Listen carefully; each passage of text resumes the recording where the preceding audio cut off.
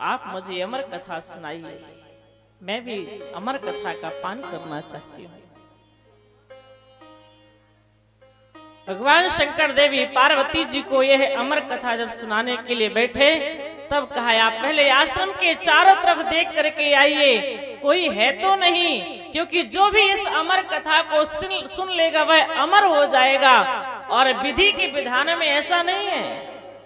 ब्रह्मा जी की जो सृष्टि है उस जिसमें आप देख रही हैं जन्म और मृत्यु है, जिसका जन्म उसकी मृत्यु निश्चित है, और जो अमर कथा का पान कर लेगा फिर उसकी मृत्यु नहीं होगी। तो विधि के विधान में जो है व्यवधान आ जाएगा, हम उसका उल्लंघन कर बैठेंगे। इसलिए यह कथा प्रारंभ होने से पहले हमें बहुत सावधान रहना है। चारों तरफ आप देखिए कोई है तो नहीं यहाँ जीव जंतु, पशु पक्षी।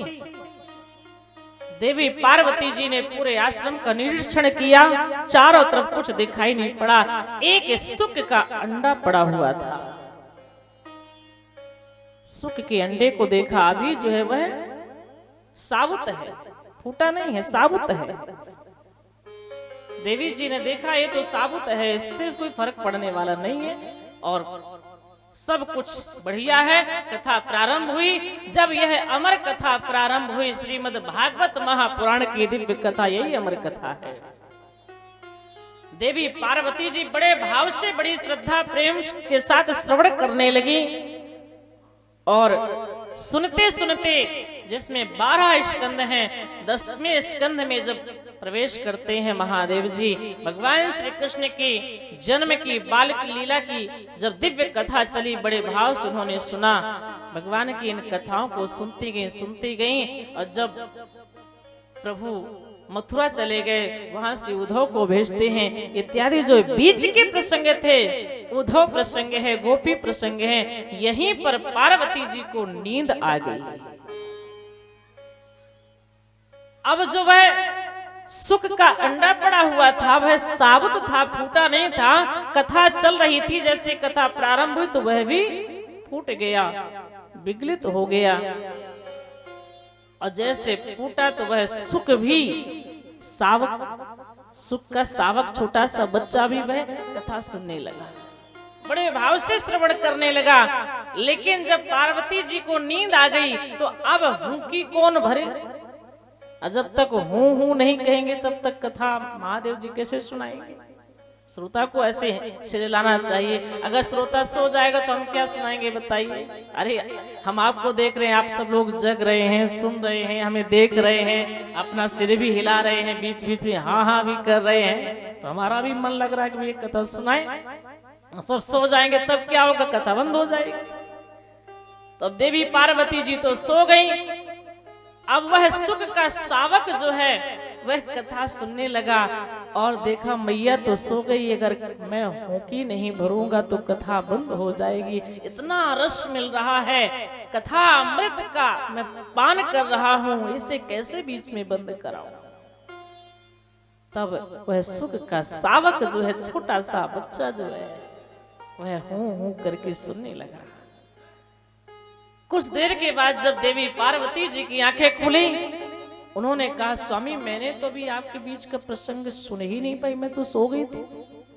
महादेव जी ने कहा तो फिर हुंकारी कौन भर रहा था, जब तुम सो गई थी तो हुंकारी कौन भर रहा था। महादेव जैसे त्रिशूल लेकर के बाहर देखते हैं तो सुख का सावक छोटा सा बच्चा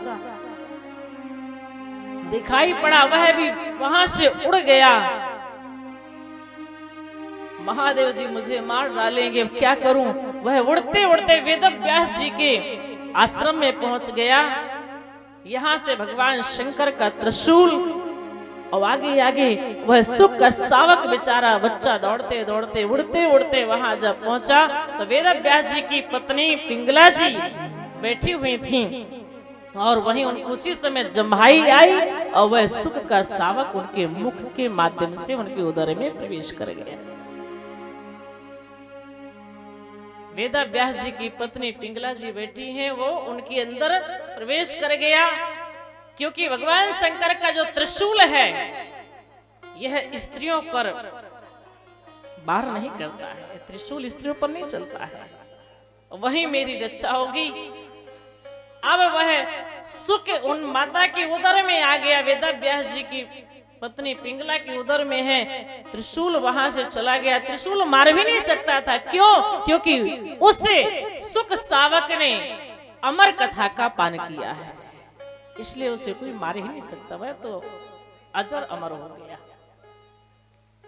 12 वर्ष तक सुखदेव जी मां के गर्भ में रहे, 12 वर्ष तक। वेदव्यास जी कहते हैं पुत्र बाहर निकल आओ, तुम्हारी माता को बड़ी पीड़ा हो रही है, बड़ा कष्ट हो रहा है। लेकिन सुखदेव जी नहीं निकलते हैं। क्यों नहीं निकलते हैं? मैं बाहर निकलूंगा तो भगवान की माया मुझे घेर लेगी। भगवान की माया बड़ी प्रबल है ना। शिव बिरंज कहो मोहि कोहे बपुरा आन, अस जिए जान भजहि मुनि माया पति भगवान। ब्रह्मा विष्णु महेश को भगवान की माया मोहित कर देती है, तो मुझे नहीं छोड़ेगी, मुझे माया पकड़ लेगी। भूमि परतभा ढावर पानी, अजनु जीव ही माया लपटानी। यह जीव जब धरती पर आता है उसके पहले स्वच्छ रहता है, लेकिन जैसे धरा पर आया माया चारों तरफ से उसे ऐसे पकड़ लेती है। मैं अरु मोर तोड़ते माया जी बस कीन्हे जीव निकाया। ये तेरा है, ये मेरा है, यही करते करते हम आप लोग एक दिन यह संसार छोड़ करके चले जाते हैं। इस माया के चक्कर में पड़े रह जाते हैं। हम सत्कर्म नहीं कर पाते, भगवान का भजन नहीं कर पाते, हम कथा नहीं सुन पाते हैं। यह माया जो है बड़ी प्रबल है। इस माया के भय से श्री सुखदेव जी माता के उदर से बाहर नहीं निकल रहे हैं, क्योंकि भगवान की माया बड़ी प्रबल है। तब भगवान स्वयं प्रकट हुए और भगवान प्रकट होकर के सुखदेव जी से कहते हैं, सुखदेव जी आप बाहर निकलिए, मैं आपको वचन देता हूं, मेरी माया जो है आपको प्रभावित नहीं करेगी, आपको परेशान नहीं करेगी। जब भगवान ने वचन दिया कि मेरी माया आपका स्पर्श भी नहीं करेगी, मैं आपको वचन देता हूं, आपका ज्ञान शाश्वत रहेगा, आप ब्रह्मनिष्ठ रहेंगे, आप अनन्य भक्त तो है ही मेरे। तब सुखदेव जी जो है माता के गर्भ से बाहर निकले, और जैसे निकले तुरंत जो है जंगल की ओर भाग जाते। तुरंत वेदव्यास जी पुत्र मोह में पीछे पीछे, पुत्र सुनो सुनो, ठहर जाओ ठहर जाओ, लेकिन नहीं रुके। सुखदेव जी वहां से जंगल की ओर चले गए। अगर मैं माता पिता के सानिध्य में रह जाऊंगा तो मैं इन्हीं में फंस जाऊंगा। ये मेरी माँ है, मेरी पिता है, मैं इन्हीं में फंस जाऊंगा, फिर मैं ब्रह्म का चिंतन नहीं कर सकता। तुरंत वहां से सुखदेव जी वन की ओर प्रस्थान कर देते हैं। पीछे पीछे वेदव्यास जी पुत्र मोह में चले जाते हैं। मार्ग में एक सरोवर मिला, वहां बहुत सारी स्त्रियां स्नान कर रही थीं। सुखदेव जी को देख करके उन्होंने अपने वस्त्र धारण नहीं करती हैं, लेकिन जैसे वेदव्यास जी को देखा तो अपने वस्त्रों को धारण कर लिया। वेदव्यास जी ने पूछा कि ऐसा क्यों? मैं तो वृद्ध हूं, मुझे देख करके तुमने वस्त्र धारण कर लिया, और मेरा पुत्र तो जो है आप देखें कितना छोटा है, बालक के रूप में है, तो उसको देख करके आपने वस्त्र धारण नहीं किया है। हमेशा सुखदेव जी 16 वर्ष के रूप में ही रहते। उन देवियों ने कहा महाराज आपकी दृष्टि में ये भेद है, आपको पता है कि ये स्त्री है, ये पुरुष है। आपकी दृष्टि में ये भेद है कि ये स्त्री है, पुरुष है, लेकिन सुखदेव जी की दृष्टि में भेद नहीं है कौन स्त्री है कौन पुरुष है।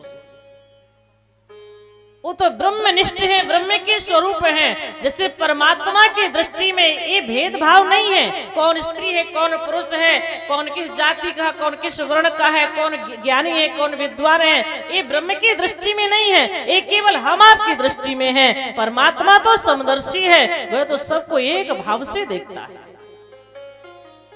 सुखदेव जी समदर्शी है, उनकी दृष्टि में कोई भेदभाव नहीं, आपकी दृष्टि में भेदभाव है, इसलिए हमने वस्त्रों को धारण किया है आपको देख करके। सुखदेव जी वन में चले गए। फिर यहाँ वेदव्यास जी अपने शिष्यों को बड़े सुंदर भागवत के श्लोकों को याद करवा करके और वन में शिष्यों को भेजते हैं, जहां मेरा पुत्र सुखदेव है वहां जा करके उन्हें सुनाना कथा, एक श्लोक सुनाना वो निश्चित करके आएंगे। इनको सुन करके सुखदेव जी महाराज जब श्लोक सुनते हैं तुरंत जो है वहां से आते हैं, पूछते हैं कि आपने कहाँ सुना है, कहाँ से सीखा है, हमें भी सुनाओ। तब वेद व्यास जी के शिष्यों ने कहा कि आप ऐसा करिए, अगर आप सुनना चाहते हैं तो हमारे आश्रम चलिए, हमारे गुरुदेव जी आपको यह सुंदर कथा सुनाएंगे। फिर सुखदेव जी महाराज लौट करके वेद व्यास जी के पास में आए और श्रीमद् भागवत महापुराण की कथा उन्होंने श्रवण की है। बोले श्री सुखदेव जी महाराज की जय हो, श्री वेद व्यास भगवान की जय हो।